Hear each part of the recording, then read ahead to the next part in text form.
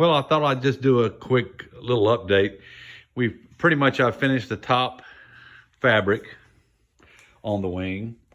And so I've gone over and I'll talk about this patch.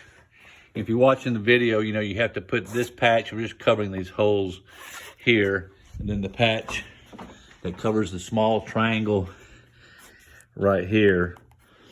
Now, ever since the first one I've ever done, this patch has always been wrong. They've pre-cut it out to go around this, but the cutout goes here. If you put this part here where it goes, you'll find that this cutout that they did is here. So we actually have to do a new cutout here. And then you'll see on the bottom side that that'll just be no fabric right there. For now, it will be later when you put the fabric over it, plus it'll have a tape over it. But anyway, those patches are wrong, always have been. I've told them every time, they never changed it. Here, what's happened is, when we talked about it, is we put the front leading edge skin on. Again, this rivet, we went 3/4 below it, of an inch below it, and put a tape. I put 1/3 of an inch above it, put a tape like I showed you, taped it, pulled the tape behind it as we put the fabric down. You can see again how I've now gone over. I've just ironed, this. I've ironed the edge, making sure it's nice and smooth. All the wrinkles are out of it. And it's ready to go. Here's the light where we've pre-glued an inch on either side. When we put the other fabric over here, then we'll use that, moisten that with the MEK down through here. You can see this edge, this line here, when you run it, you just run the line straight edge down here to across the wingtip bow, and here and around this edge. The video is good. Just follow the video. Some things that aren't real clear is about how the ironing goes. So, and then the video shows they have a single standard tank and not the double tanks, extended tanks that will have a cover over it. So in the video, they're actually just cutting out the fabric around the single standard tank. Anytime on any of the fabrics where you have things to cut out, like here, you see we're cutting the top of that pulley bracket out. On the bottom side, we'll have several cutouts that we'll have to do around the strut attach fittings. But anytime you do that, if we're going to shrink it first to 250 degrees, and you do the first shrink 250 degrees on your iron, that pretty much gets the fabric, where it wants to go. It gets wrinkles out and it kind of positions it correctly. Then you do the cutouts, and then that way, you're cutting it out, correct, because the fabric's going to be about where it should be. But it still lets you do one more shrink to tighten up after you make your cuts, okay? So do everything on here, and then shrink it to 250 degrees. Once it's shrunk to 250, if you remember, we had put glued this area on top of here, not on the bottom part, but on this top part for about an inch or so down through here. We also did the entire pre-glued, the entire top of number 3 rib, and the same thing on the back of the flap false spar. So what happens then, I shrank it to 250, then I came over here and I took my wet rag of MEK and I moistened this fabric here, and you just kind of keep going over, get it down in there. Some places, if the fabric wants to lift, I just kind of push it and hold it with my hand, to keep it dark colored, for a few seconds until it actually grabs a hold.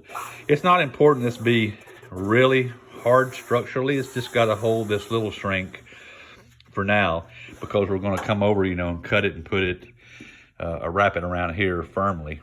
So do that.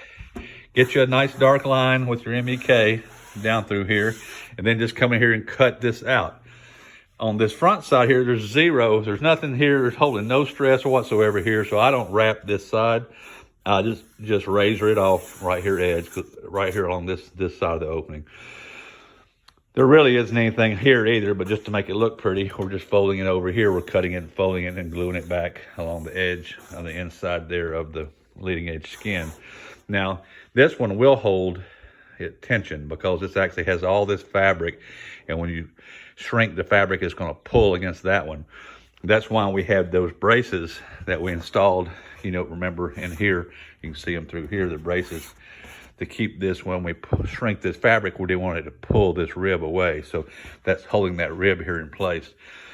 Again, the best way to do it, you can see I did with these, is you hardly have any room up underneath there. You really can't get up underneath it or with an iron or really anything. So these types of glues works best if you do it a little different. If you apply the glue, I think you hear them on the video say use the 30-second rule or whatever it is, but you actually let it set up just a little bit and get pretty tacky. And then when you fold it over, it'll tend to stay there. Then just take your clips and just go through there and just clip them up there where it'll hold it in place for a few hours or overnight or whatever. And then just do the same thing here. Just come back and cut these edges back enough just to fold over inside the fuel tank bay, you know, out of the way. You'll notice too that, you know, this is the part we pre-glued, so we moistened it and we got it there. But before you wrap it around here, you want to first glue it down in this depression, this lowered area where the tank cover is going to sit. That was the same thing they showed you in the video. When you do this top part, do the top part, let it set up, and then do this lower part so you can push it in, you know, as you do it. And then you just come over here, and of course when at 250 degrees is when we cut that out and completely did all the sides completely glued in nice and tight. And then I just came back and just made a cut. Don't worry about it, what it looks like. You're going to end up cutting all this out later when you actually run the cables, when we'll actually get an aileron cover, the cover that goes here, and we'll put it over to see how it sits on here. It won't be centered, it'll be off to the side. And I'll actually run a string from here down through the hanger here, so I make sure when I've got the cover on here, the slots that are in the cover where the cable's going to come, I make sure it's going to line up perfectly centered in there. And then once it's set there, then I'll mark the area where I'll put the grommet, plastic grommet, and the metal cover will go later. So with 250, we've cut this. It was all done. And then once they're cut out and glued hard there, then go ahead and I do my 350 iron right now. And remember, the other side still hasn't had anything done on the bottom side yet. This is just the top side. So what I'm going to do is I'm going to go ahead and you see all the ribs here. So you can still, by having that's the rib lacing. If you look at your ribs, that one looks like it's bowed just a little bit, maybe to the left. You can actually get in there and kind of see how I just pushed it a little bit. It'll actually let it slide around that. So just make sure it's nice and pretty and straight, just really for looks, each one of them. And then we'll come back and put the reinforcement tapes down over each one of the main ribs. And these ribs will not get rivets, so we won't put them in those. We're just going to put them on the center ones here. So anyway, we'll do that. And I'll go ahead and do all that, and I'll get it completely done. I'll go ahead and put the reinforcement tapes. I'll burn my holes through the rivets where the fabric rivets are going to go, through the reinforcement tape. Then I'll go ahead and install the rivets and get that completely done on this side before I flip it over and do the other side, the bottom side of the fabric. So that's where we are right now.